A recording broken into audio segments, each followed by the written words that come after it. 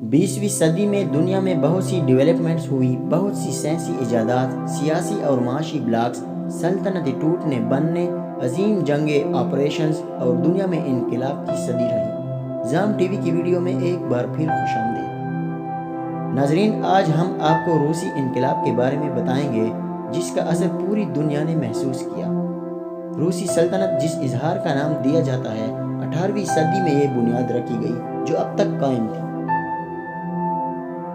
नाजरीन, ये वक्त है 19वीं सदी की आखिर का, जब अलेक्जेंडर III के बाद इनका बेटा निकोलस बादशाह बना।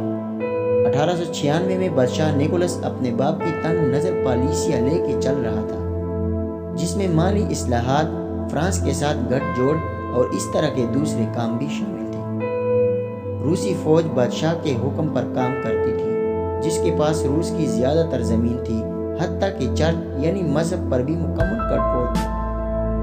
बादशाह निकोलस के इस दौर में काम करने वाला और मजदूर तबका शदीद तरीन मुश्किलात से दो चार था।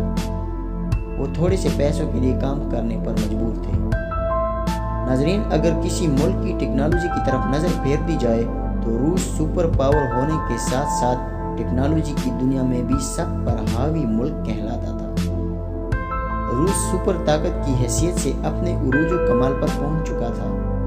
ज़मीन के अलावा इसके इक़्तिदार की तनाबें चांद और दीगर सियारात का रुख कर रही थी।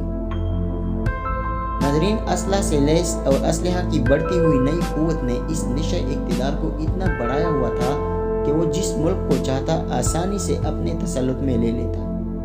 अमेरिका और रूस के दुनिया पर कब्जा के ख्वाब ने इन दोनों को हर ज़ाब्ते और अखलाकी कानून से मुस्तस्ना कर लिया था। सियासी और माशी जंग के साथ साथ असलहा की बढ़ती हुई हसद ने दोनों को एक दूसरे के खिलाफ खड़ा कर दिया।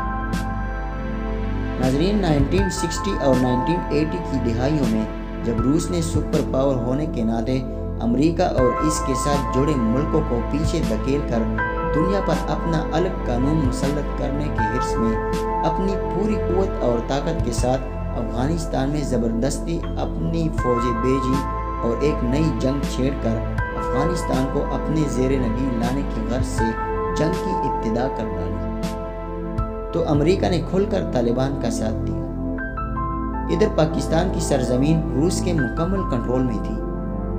पाकिस्तानी रिराइट जनरलों ने मुकम्मल ताउन की यकीन दहानी भी करार डाली थी। इधर अमेरिका किसी भी तरह रूस को शिकस्त दिलवाने के लिए खुलकर रूस के खिलाफ तालिबान की इमदाद करने लगा। अमेरिकन टेक्नोलॉजी की एक नई लहर ने जिसने पूरी दुनिया के मुल्कों को परेशान कर डाला। रूस की ताकतवर टेक्नोलॉजी को नेस्त नाबूद करने के लिए हर हरबा आजमाने तक अमेरिका से न रहा गया। इधर रूस भी सुपर ताकत होने के नशे में अपनी मुकम्मल तवानाई इस जंग में सर्फ करने से दरेग नहीं कर रहा था। नाजरीन, दुनिया की तारीख में ये एक अजीब सी हकीकत है कि जिस मुल्क की नेवी यानी बहरिया ताकतवर हो वो इतना ज़्यादा मालदार और ताकतवर भी होता है, क्योंकि तिजारत के लिए समंदर से कम खर्च रास्ता और कोई भी नहीं है। लेकिन रूस का मसला ये है कि इसका शमाल पूरी तरह बर्फ़ से ढका हुआ है, जहाँ से तिजारत मुमकिन ही नहीं। लेकिन वो अगर अपनी मशरकी बंदरगाह व्लादिवोस्टॉक से अपनी तिजारत करता है तो वो हर वक्त बर्फ़ से ढकी रहती है। यूरोपीय ममालिक ने अपना इतिहाद बनाया ही खुद को रूस से बचाने के लिए था। यानी अगर रूस किसी एक यूरोपीय मुल्क पर भी हमला करे तो अमेरिका समेत तमाम नेटो ममालिक इस मुआहदे के तहत रूस का मुकाबला करेंगे। नाजरीन, अमेरिका के ड्रोन तैयारों के मुकाबले में रूस ने समंदरी ड्रोन शिप तैयार कर लिए, जो किसी भी दुश्मन के खुफिया ठिकानों का आसानी से पता लगाकर इसको आसानी से तबाह कर सकते हैं। नाजरीन, अफगानिस्तान से शिकस्त खाने के बाद रूस बड़ी तेज़ी से जवाल की तरफ मूव करने लगा।